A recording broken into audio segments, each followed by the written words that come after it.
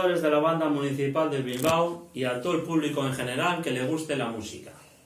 En este vídeo, que pretende dar a conocer a los músicos de la banda de Bilbao, voy a hacer un breve recorrido biográfico de mi trayectoria como músico. Mi nombre es Eneko Ezenarro y soy de Getaria, un pueblo marinero de la costa guipuzcoana. Mi instrumento en esta banda, que este año en el mes de junio va a cumplir 125 años, es el trombón bajo.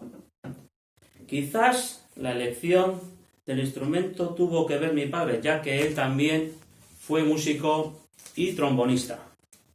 Y en casa teníamos la música casi siempre.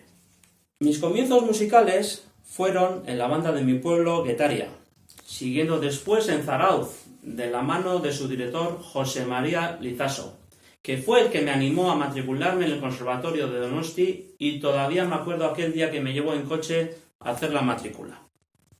En el conservatorio conocí al que sería mi profesor de trombón, José Luis Ocón, con el que realicé todos mis cursos de especialidad y nos unió una gran amistad.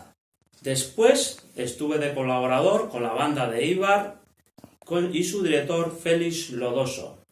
Y a Bilbao llegué sobre el año 96. El Ayuntamiento de Bilbao sacó unas becas para la formación musical en la banda y me presenté a las pruebas y me dieron la beca. Después de unos años de becario, gané la plaza en el año 2001 por oposición.